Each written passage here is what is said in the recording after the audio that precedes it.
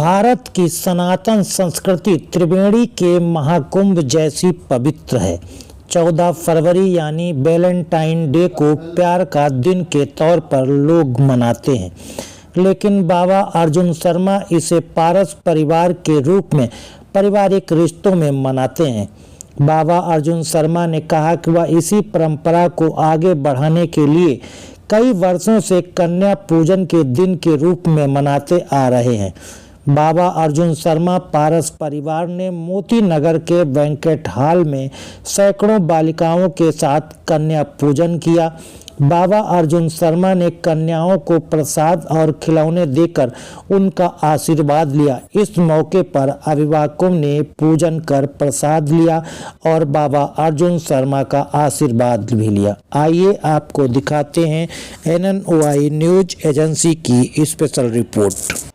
राजा जी, जय माता दी। आपको हर देश की अपनी संस्कृति होती है, अपनी सभ्यताएं होती हैं, हर जगह के ऊपर अलग अलग होता है। पाश्चात्य देशों के अंदर ऐसा रहता है कि इस दिन लव का इजहार करते हैं, लड़कियों से फूल देते हैं, ऐसा कुछ भी करते हैं। लेकिन हमारा जो भारत देश है, हमारी जो संस्कृति है, सनातन संस्कृति है, हम महागौरी के वंशज हैं। हमारे यहाँ पर 8वां नवरात्रा महागौरी का मनाया जाता है, जिस दिन अष्टम और नवम नवरात्र पर हम कन्याओं की पूजा करते हैं। तो हमारी संस्कृति अपने यहाँ पर बेटियों को माँ बोलने की है, लक्ष्मी बोलने की है, और सब कुछ हमें उन्हीं से मिलता है। तो हमारी संस्कृति में हम अपनी बेटियों को लव यू नहीं बोलते, हमारी संस्कृति में यहाँ पर फूल नहीं देते। तो हमारी संस्कृति बिल्कुल विभिन्न है, और मेरे हिसाब से हमारे यहाँ पर जो चीज़ें हैं, वो जो खूबसूरती है, वो कहीं भी किसी भी देश में नहीं है। हम यहाँ पर अपने घर में जब हमारे कन्या पैदा होती है, तो हम ये नहीं कहते कि बेटी पैदा हुई है, हम कहते हैं लक्ष्मी आई है, बधाई हो आपको।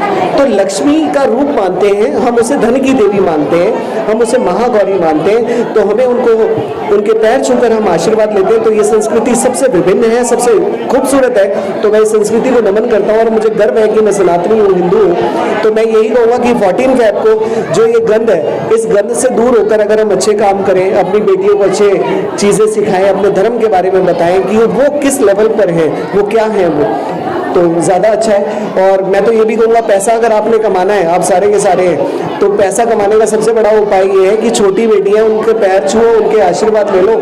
देखो, लक्ष्मी ने हाथ रख दिया सर पे तो सब कुछ अच्छा होगा। गलत या सही? महाकुंभ तो वही है जहाँ प्रेम है, ठीक है। महाकुंभ वही है जहाँ धर्म है, महाकुंभ वही है जहाँ सत्य है।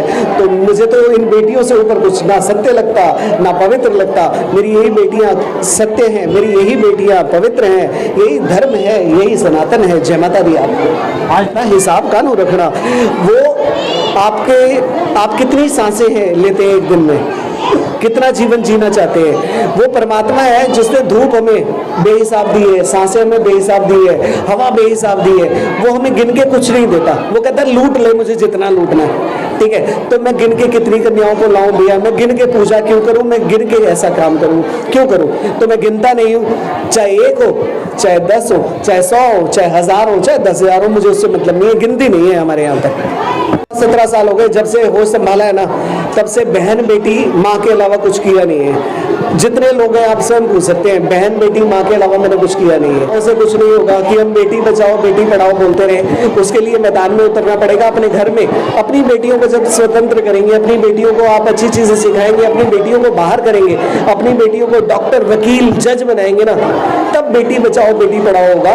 तो इसलिए पहले उनको उस लेवल के लिए स्वतंत्रता दीजिए, उनको आगे बढ़ने दीजिए, उनको स्वतंत्र कर दीजिए, और कहिए कि फेमिनिज्म होना जरूरी है। सीधी सी बात ही है, वो होगा तो लड़ाइयाँ झगड़े बंद हो जाएंगे। क्योंकि गुस्सा आप सबको आता है, ये तो मेरी बहनें सारी कूल होके बैठी हुई है ना, और आप सबको गुस्सा आ जाता है। तो फेमिनिज्म होना चाहिए। तो जय माता दी आपको।